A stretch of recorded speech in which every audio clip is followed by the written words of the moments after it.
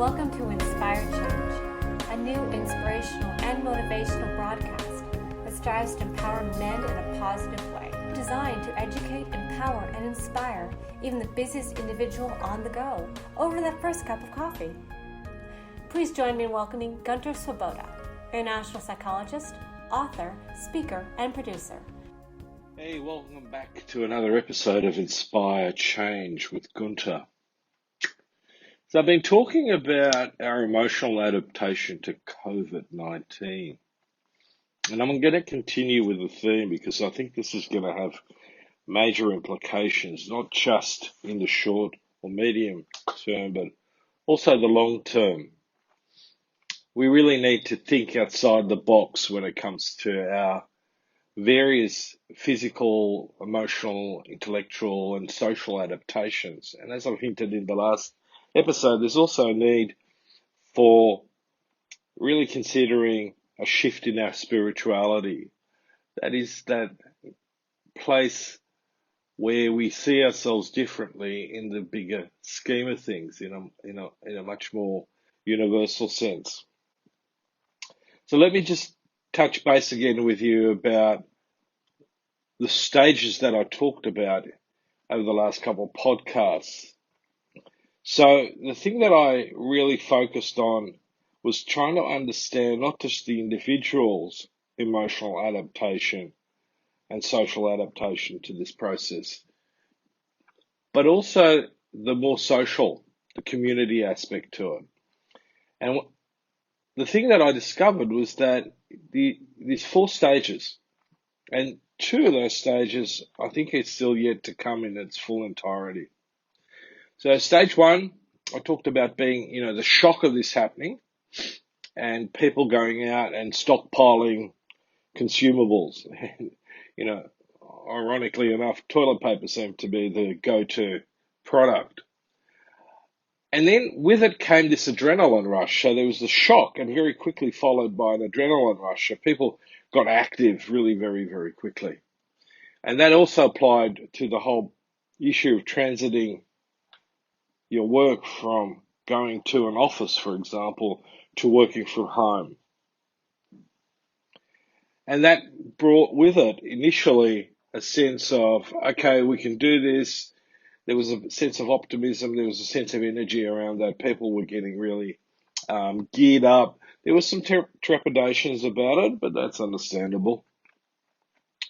And so we settled in. And as I talked about, one of the things that we saw for a lot of people is their productivity increased, which was like, if I'm running a business, fantastic. Now I've got people who are less distracted, have more time because they're not commuting, and they're getting lots of stuff done. The problem was that with time, that stage started to shift, and we went into stage 2, which was all about fear and anxiety. How are we coping? How are we going to cope? Am I going to catch this thing? How do I prevent myself from catching the virus? What do I need to do individually in my family, in my community? And the government stepped up, at least our government in Australia stepped up very quickly to put in place measures to help contain the epidemic. So when I talk about fear and anxiety, I talk about fear being not just an imagined threat, but a real threat, and anxiety being the imagined threat. And I want to make that distinction because one is a natural human response to themselves and the environment. The other one is in essence a clinical issue in many respects.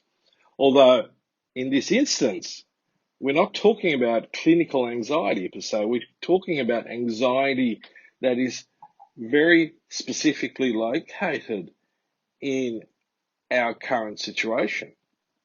So I can label it as there's dispositional anxiety and there's situational anxiety. So the third stage is fatigue. And the reason why I'm not jumping into defining exactly what we're afraid and anxious of is because most of us know that. It's a fear of loss of job, the fear of our health. It's our anxiety about what's going to happen in the future. economists have been completely preoccupied in many areas with, keeping the economy running, as opposed to necessarily seeing our humanness, our human being, as being the primary issue, then followed by the economic situation and how we can do that. Sometimes economists and politicians fail to see that without human beings, or with highly impaired human beings, there is no such thing as an economy. Okay, so as this fear and anxiety, the stage 2 thing progressed, people became, or started to become, more and more fatigued. Now, fatigue comes in lots of different ways. It's physiological, because, your body, your system can only run on adrenaline for so long before it needs a break. Okay? Now, that fatigue is distinct from depression, which is also what a lot of people are talking about, is that, I'm really feeling depressed. I can't go out, can't see my friends. I'm missing my loved ones. In certain instances, friends or families have passed away, and, we haven't had the ability to farewell, to send them off in the same way that we usually did in the past, where we would have, large gatherings at a funeral and then at a wake, and we had celebrations of life. So fatigue in this instance is physiologically a sort of a running out of steam energetically, but it's also emotional and cognitive, and that is that emotional, we just don't quite have the focus and motivation to continue the way that we are. We're frustrated with it. We want this thing to end. Yet at the same time, I don't really have a lot of influence about what's going on with this. And it's one of the reasons why it's really important to identify what it is that you do have influence over. Now, a lot of people in our culture use the word depression when they're actually talking about fatigue, or what I call a blue mood. Both fatigue and blue mood has generally a very short lifespan. Now, we can continue the blue mood by how we're thinking, and we keep buying into the sorts of thinking patterns that sustain that. And I'll talk about that more specifically in another podcast. But right now, I want to get to stage 4, because I think certainly here in Australia, where we flatten the curve, our leadership is talking about lifting restrictions and, helping our society and us as individuals to return to a pre-epidemic, pre-pandemic way of living.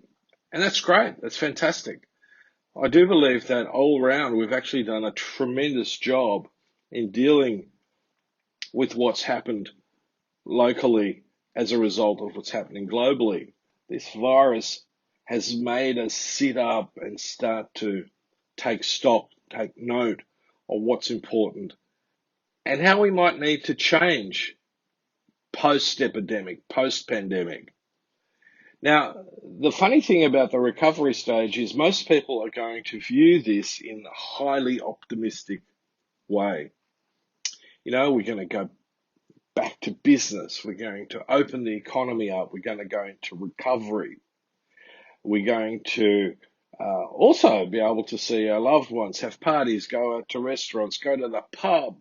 In other words, we're going to really re-engage socially.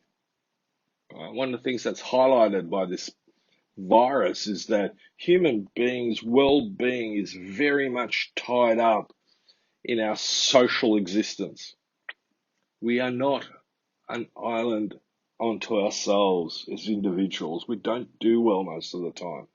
People appear to get very anxious and very blue very quickly, and some of us get very depressed very quickly. And in this instance, I'm talking about very much a real depression. Okay, now that depression is not necessarily a dispositional one. Most of this is now situational. It's my, makeup within the context of what I'm experiencing. That is the important bit. Now, in psychology, when we talk about depression, uh, a lot of us as psychologists talk about depression as a disorder of thinking.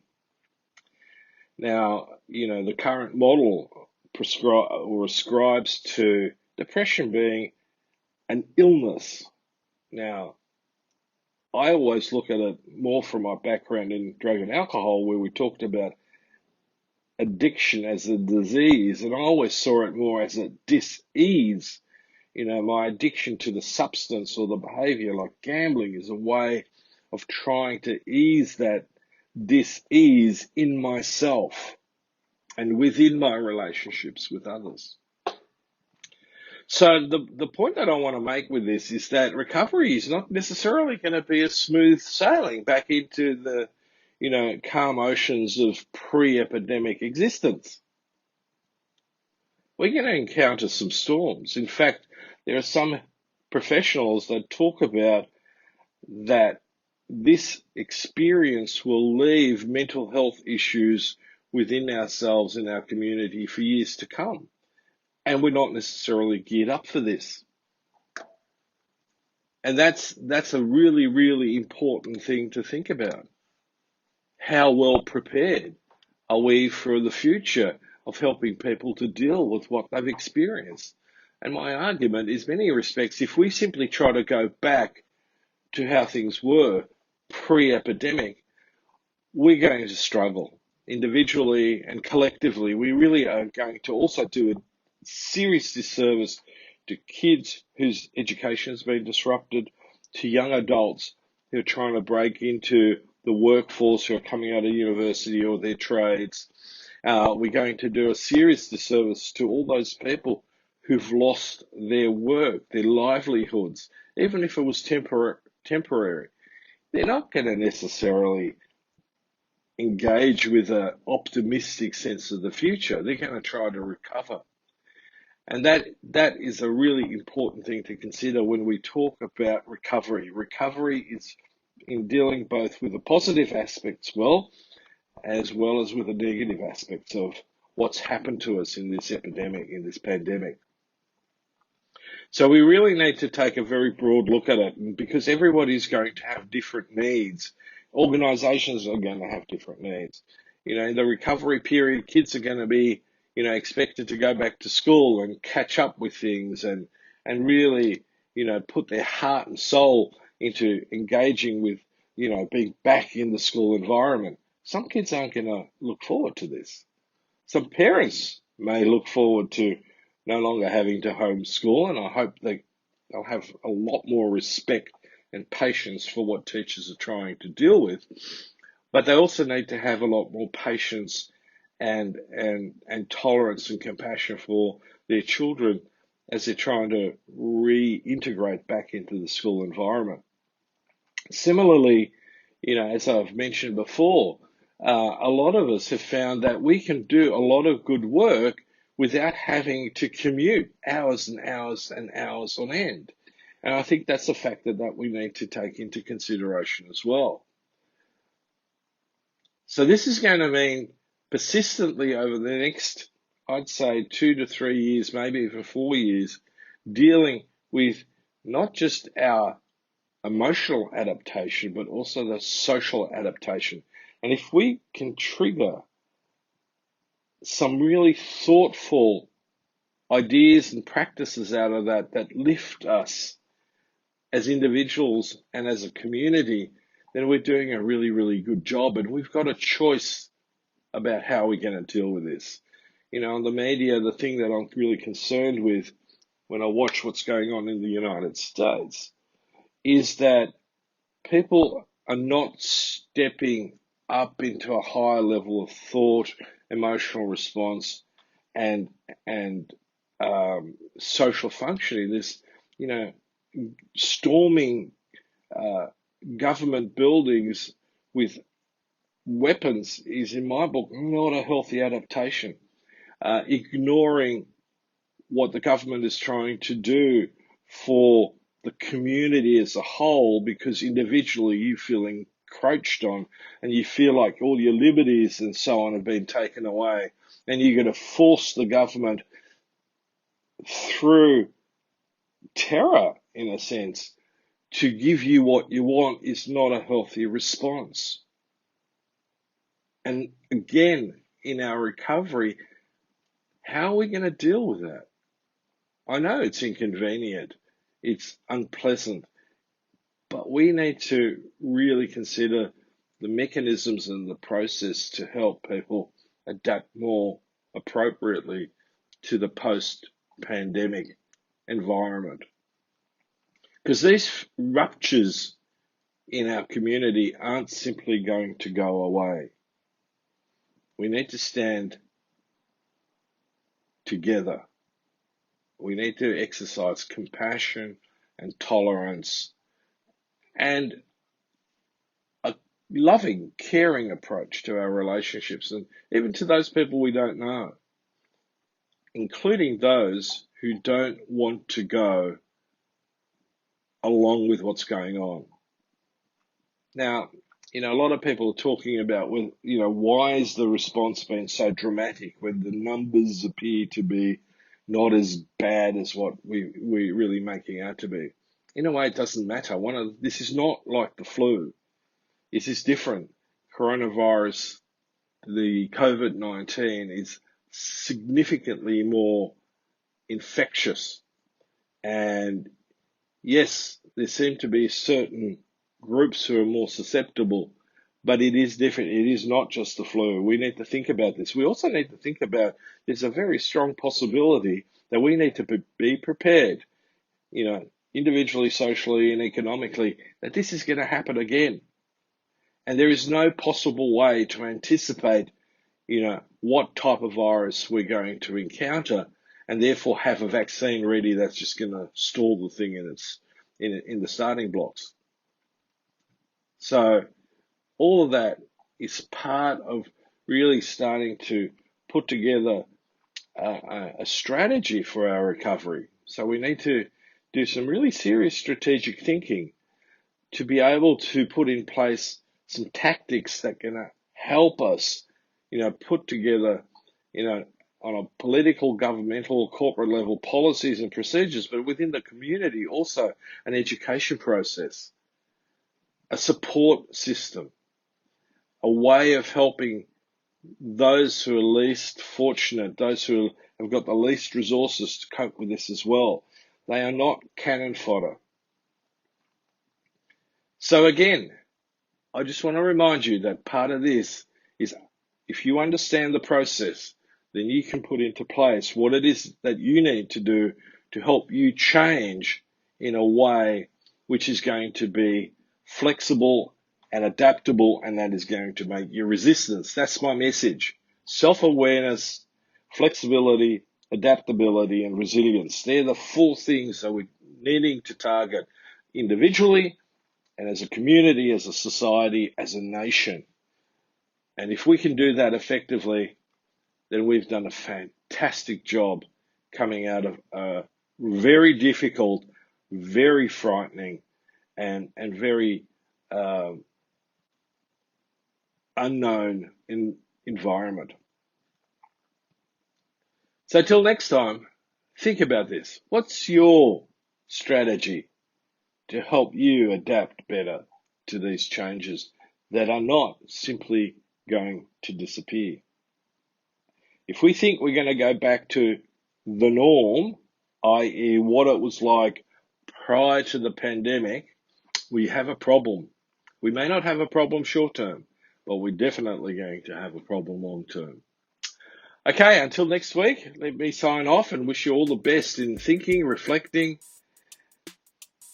learning how to be flexible so that you can adapt, and working on your resilience. Thank you, Gunter. And thank you for listening to Inspire Change with Gunter. Again, if you have any questions or comments or ideas for a show, you can email development@noirtainment.com. That's development@noirtainment.com. Thank you, and thank you for listening. Love can take us so high.